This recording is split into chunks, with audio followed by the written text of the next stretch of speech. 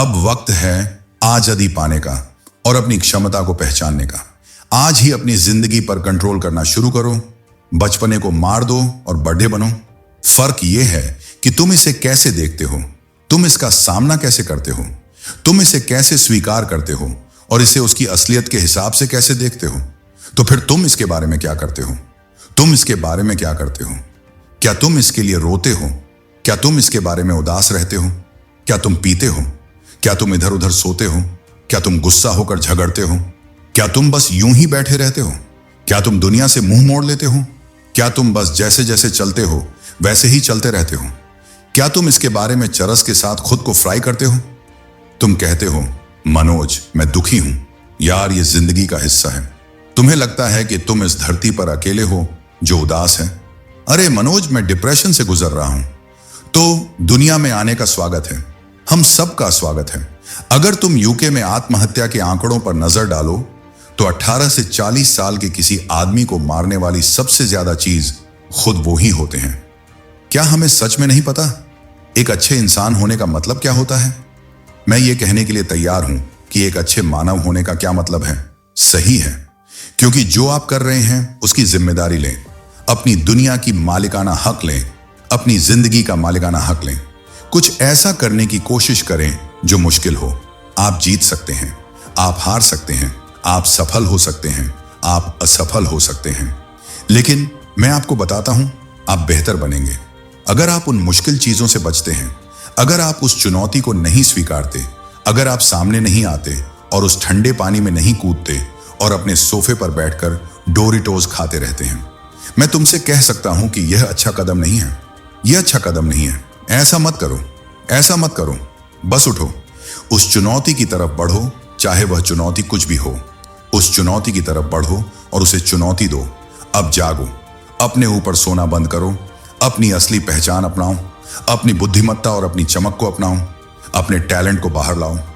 भगवान ने तुम्हें कुछ महान दिया है, उसे दुनिया के सामने लाओ।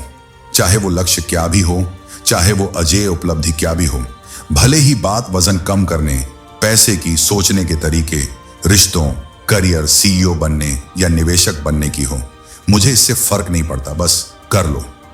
ये वो साल नहीं है जब तुम खुद को सोने दोगे। मुझे कोई नहीं रोक सकता। अगर तुमने मुझे नहीं बनाया तो मुझे तोड़ नहीं सकते। अगर तुमने सूरज को नहीं उगाया तो मुझे रोक नहीं सकते। अगर तुमने रात में चांद को नहीं चमकाया तो मुझे रोक नहीं सकते।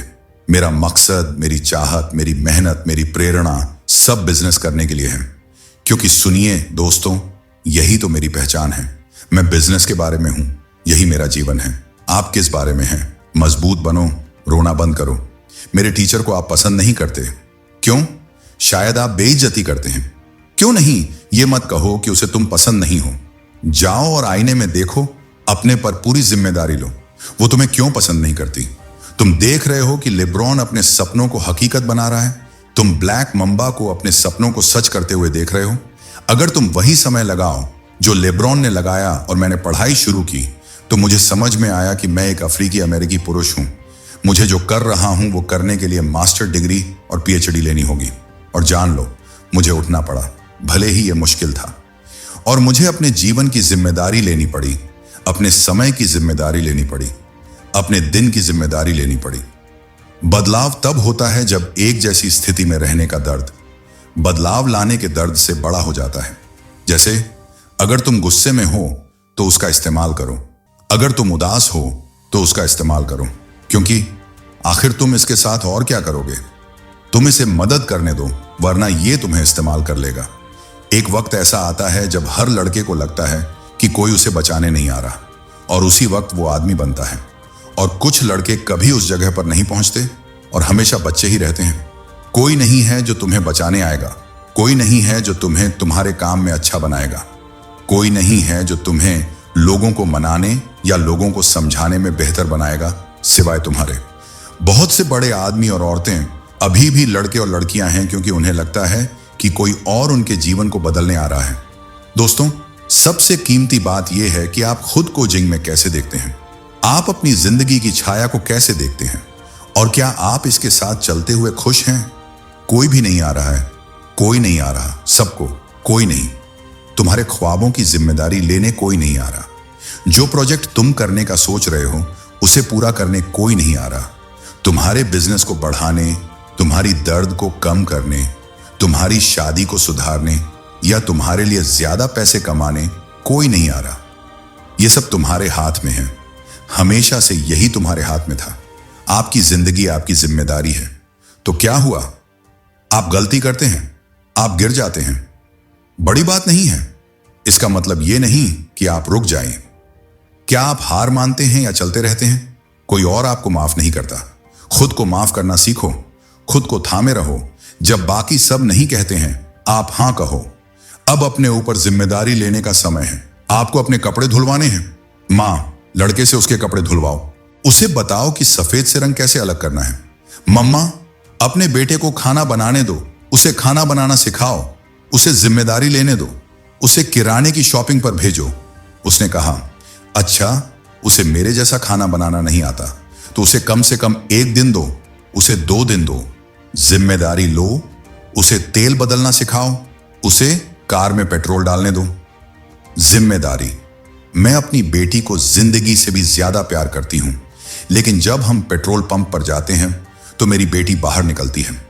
मेरी बेटी बाहर निकलकर पेट्रोल भरती है और किसी ने कहा, तुम अपनी रानी को क्यों गैस भरवाने के लिए कह रहे हो? क्योंकि मुझे उसे यह सिखाना है कि एक दिन अगर मैं इस प्लेन पर मर गया तो उसे कार में गैस कैसे डालनी है। और मैं सोच रहा था कि तुमने सील्स में अपने समय से कितनी बातें सीखी हैं, और यह लगभग ऐसा है जैसे कि यह उन बहुत से पुरुषों की तलाश का एक छोटा सा मॉडल है। जानते हो, वो उद्देश्य की भावना, वो भाईचारा। और आजकल लोग इसे वीडियो गेम्स और ऐसी चीजों में ढूंढते हैं, है ना? मैं तो वीडियो गेम्स के बारे में कुछ नहीं कह रहा। मुझे उन लोगों पर कोई जजमेंट नहीं है जो वीडियो गेम खेलते हैं। मैंने अपनी पूरी जिंदगी वीडियो गेम खेले हैं, पर ऐसा लगता है कि इन वीडियो गेम्स के प्रति हमारी लत बढ़ती जा रही है, क्योंकि ये हमें कुछ ऐसा दे रहे हैं जो हम असल जिंदगी में तलाश कर रहे हैं और नहीं मिल रहा। तुमने भाईचारे और मकसद की बातें की। ये वो चीजें हैं जो सील्स के पास भरपूर होती हैं। क्या तुम इस फहरिस्त में और कुछ जोड़ना चाहोगे जिसे पूरा महसूस करने के लिए जरूरी है? हाँ, जिउ-जित्सु। ये तो किसी मजाक की तरह बन गया है बीच में। मेरे दोस्तों, जो लोग मेरी बात सुनते हैं, अगर आपको दुनिया में या अपनी जिंदगी में कोई परेशानी है तो जिउ-जित्सु का ट्रेंड करें। मैं ऐसा इसलिए कहता हूं क्योंकि वो बातें जो आपने अभी बताई, जैसे अनुशासन, वही आपको जिउ-जित्सु में चाहिए।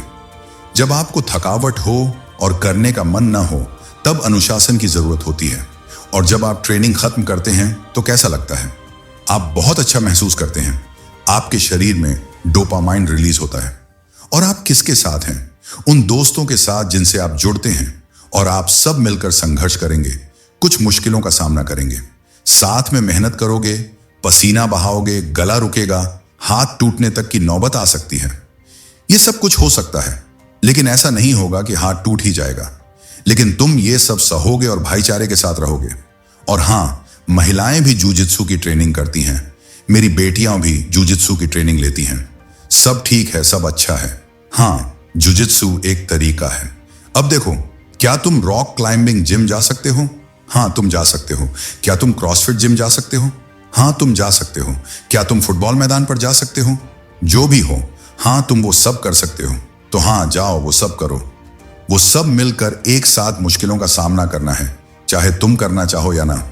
ये सब मिलिट्री में होने के छोटे छोटे हिस्से हैं, सील टीम्स में होने के। यही है, यही तुम कर रहे हो। एक सील प्लाटून क्या करता है? वे युद्ध के लिए तैयार होने की ट्रेनिंग करते हैं। वे कैसे करते हैं? वे रेगिस्तान में जाते हैं, वे अपने हथियार लेते हैं, वे छोटे छोटे कदमों में दौड़ते हैं, उन्हें गर्मी लगती है, वे वजन उठाते हैं। ये कठिन है, ये बस साझा दुख है, और वे एक साथ काम कर रहे हैं और वे स्किल्स सीख रहे हैं। यही तुम जिउ-जित्सु जिम में कर रहे हो, यही तुम फुटबॉल के मैदान पर कर रहे हो। इसलिए जाओ और इन चीजों को दूसरों के साथ करो, और ये चीजें जरूर बेहतर होंगी। चलो, इसे बिल्कुल सांस्कृतिक तरीके से करते हैं। इन लड़कों को बड़ा होने दो। भाइयों, जिम्मेदारी लो। कभी मत कहो कि तुम्हारे पास कुछ नहीं है क्योंकि कोई और ऐसा कर रहा है। तो मुझे चाहिए कि तुम अपने समय की क्या, अपने दिमाग की क्या। अरे यार, तुम खेल रहे हो। मुझे जालिन पर बहुत गुस्सा आता था। जालिन सुबह 6 बजे उठता था। मुझे पता होता था कि फुटबॉल का दिन है, क्योंकि उसका यूनिफॉर्म और जूते तैयार होते थे और वो नाश्ता करता था। मैं सोचता था ये क्या हो रहा है। वो कहता गेम डे, शुक्रवार रात की रोशनी, गेम डे। और मैं इतना परेशान होता था। वो पूछता तू मुझ पर क्यों भड़क रहा है? तू मुझसे नफरत कर रहा है डैड, जैसे तुझे झेलना नहीं हो रहा कि मैं फुटबॉल प्लेयर बनने वाला हूं, मैं तुझसे दूर जाने वाला हूं। मैंने कहा मैं तुझसे नफरत नहीं कर रहा, बल्कि जो मुझे नफरत है वो ये है कि स्कूल और जिंदगी के लिए तुझ में वो एनर्जी नहीं है जो तुझे फुटबॉल और लड़कियों के लिए है। मैं सिर्फ ये चाहता हूं कि जो एनर्जी तू खेलों में लगाता है वही ऊर्जा तू मुझ पर भी लगा। आज बस इतना ही। अगर वीडियो पसंद आई तो कमेंट करके बताएं और इसे लाइक करें और शेयर करें। आपने चैनल सब्सक्राइब नहीं किया है तो अभी सब्सक्राइब करें और बेल आइकॉन प्रेस करें। फिर मिलते हैं अगले वीडियो में। तब तक जय हिंद, वंदे मातरम।